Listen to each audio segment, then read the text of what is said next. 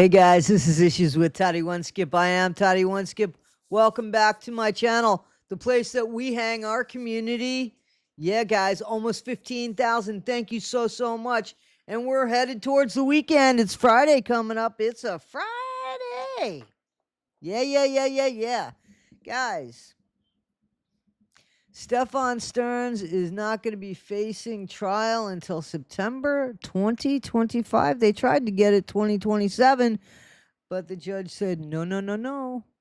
So, Stefan Stearns, for those that don't know, is the one that's going to be standing trial and possibly looking at a DEATH sentence for unaliving Maddie Soto, who was just 13 years old, the daughter of Jen Soto, who we thought was the girlfriend of Stefan Stearns. And once upon a time ago they were, but now it seems like the girlfriend was Maddie Soto. So this is all wonkadoodly messed up. And I want to make things 1000% clear. This isn't victim blaming. This was a child that could never consent, that could never wrap her head around what love was at that point in time, because she was groomed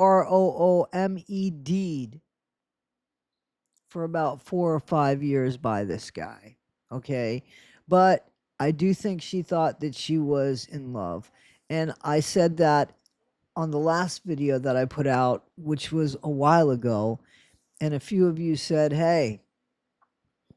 And I said, no. There was something that just didn't make sense. And I felt that. And, I did mention it. And it was never victim blaming. You can't blame a child for something that they have no consent over and no real understanding about. It makes you wonder what happened, because and bear with me, I think Maddie definitely thought she was in a relationship with Stefan. And now it's come out because of these little stones that I don't know if you guys know about. I'm going to show you a clip about these little stones that have come out.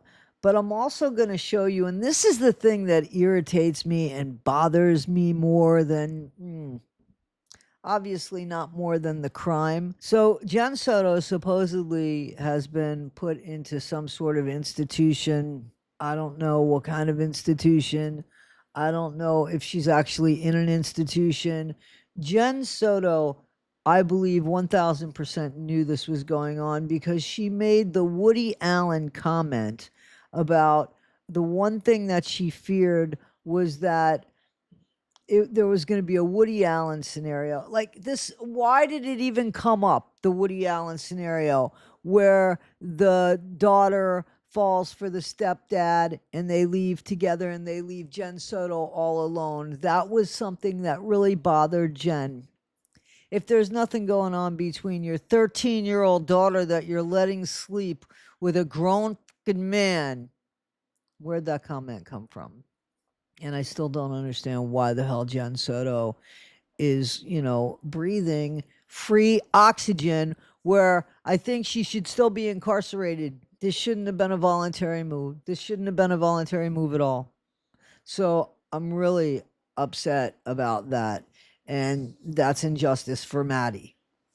Also, Stefan Stearns mentioned something in the phone call he has with his parents where he's so glib and entitled that he didn't start this. I guess we'll find out in 2025 who the hell started it, and why he didn't stop it, and what his intentions were, and really what happened to Maddie. Because maybe I think that Maddie was pregnant. I think had that pregnancy have come out, which is something obviously Maddie wanted because of those stones. Do you know how many people would be up the ass of that apartment? They couldn't let that happen. Who would be the dad? CPS would be in there in a minute, right? That's what I think was the catalyst of the unaliving of Maddie. So I just don't know who did it. I guess as we hear more and more, we'll hear more and more. Hopefully, prisons from phone calls from prison will release the phone calls from Stefan Stearns. I would think so. Or there might be something different with that one. I don't know. I don't know. But we got one phone call, and he is really glib with his dad when his dad talks about how he drove so far to see Stefan, and Stefan just left, and he was like, yeah, well, yeah, I just needed to get some my ducks in the row, and yeah, that was it. Like, and his dad's trying to understand what's going on, and apparently his dad had worked in has some history or experience with the police or law enforcement or something. And I mean, the first thing he says to his son is, "Where the hell you been, man? Like, I haven't heard from you." Apparently, his mom's birthday's passed by, Mother's Day's passed by. And Stefan's real glib. Yeah, well, they lock us down most of the time. They lock us down. They're short staffed. No. He's just so unappreciative of what his dad is trying to do and what his parents have probably always done for him. There's just no connection of anything. He complains about how his birthday got ruined. Maddie was unalived like 2 days after her birthday. You know what I'm saying? Like, I think her birthday was on a Thursday. She was unalived on a Monday or the Sunday night. Like, come on, man. She was 13 years old. Who gives a shit? He talks about how there was a DICK punch because they're trying to get him on. So he's charged with first-degree murder and 60 charges about, being a chomo, basically. So, yeah, he's got real issues. So his dad's on the phone, like, talking to him about how things are going to be, and how in 40 years is the least amount of time he'd do. And how they're going to be sorry because nobody's going to be there for him. And he's like, yeah, I don't know if I have another 40 years. Everything's about him. He turns everything about him. It doesn't seem to matter anything. There's nothing that seems to matter. And it doesn't seem that the lawyers seem to really care about helping him either at all, because apparently he hasn't been in touch with them, and all they're telling him to do is to keep stump. Like, seriously, but he's fighting the charges because that's not what he ever wanted for her. Well, okay, but I mean, that's what you did to her, though, right? I mean, so what is it? Are we splitting hairs here? It's just really sad and pathetic, and it doesn't seem like, he's more concerned. He makes this comment at the end, after it's clear that his dad was upset that he never made attempts to reach out. Apparently, he's just been avoiding phone calls. This is a failure to launch in the worst extreme. It is beyond a failure to launch. This guy just, it's unbelievable. If I was his dad, I'd go in there and pop him in the head a few times. I mean, he's just not getting it. And then he has the nerve to say, yeah, and if you wouldn't mind, just chuck some money in the commissary for me. His dad's like, yeah, we're broke, man. We are broke. We are broke for the next 30 days. What are you going to reward him for? They're not going to let him starve in the prison. He won't starve. He might lose some friggin' weight, but he ain't going to starve in the jail. He won't starve in the jail. He won't starve in the prison. What are you rewarding this guy for? Unbelievable. That's the thing that gets me. What are you rewarding him for? Guys, we're going to listen to some of this, and it's just really friggin' sad. More than anything, it's just really sad. And, there's no shortage, apparently, of kids that get unalived. Apparently. There's just no shortage of it. In the middle of the night, Madeline is sending Stefan this text message saying, get these new parent decision coins for us from Amazon. We need these. Get it for us, please. Now, was Maddie actually pregnant? We don't know that. We still don't know that. I know there's been talk going around that she wasn't, and maybe she absolutely wasn't. But the fact that she was discussing this with him just shows me, just like the cop wrote this, Stefan had possibly spoke about conceiving a child. So not only is he grooming this girl since she was 8 years of age, all the way up to her 13th birthday and beyond, doing whatever he did, he's like telling his parents, I didn't start it. Didn't start what? I don't know what he meant. But his dad was like, look, yeah, you might not have started it, but you participated in it. Mom's with me now. Okay. Happy birthday, belated birthday, Mom, and happy belated Mother's Day. Hi, sweetheart. I was so hoping to hear from you. I'm so glad I'm hearing from you now. Yeah, I'm sorry I wasn't able to call you all weekend. They had us on lockdown, so no one was able to do anything. Were you expecting these charges? No. The murder charge. Oh, well, we know you're not. Okay, so you got blindsided by that. Yeah. Obviously, it's not true. I never would have wanted her gone for any reason, so, premeditated first degree is kind of a dick punch. Yeah, well, I was wondering if you had any updates or anything. Nope, we haven't heard a thing. Just, speculation that she's been Hiding put in an institution and hiding in an institution. at her lawyer's request. Yeah. I mean, are you cooperating with police about her participation in any of this stuff? There's been no opportunity for me to cooperate with anything. As I understand, the police keep saying that I'm uncooperative, but they haven't asked me anything to cooperate with, so whatever that means. So your attorney isn't approaching them and saying, my client would like to speak with you? No, my attorneys are pretty much saying to keep my mouth shut until the trial starts. Is there some explanation of I came up Wednesday morning, actually at the hotel, early in the morning, and is there some explanation why you left and went where you went? I was driving around. Okay, understood you were driving around, but they know where you were driving around. Yeah. And we know. Okay. I had wanted to grab a few things and get my ducks in a row, kind of prepare myself for whatever was coming, but I couldn't find what I was looking for. Okay. And then I ended up just kind of driving around aimlessly.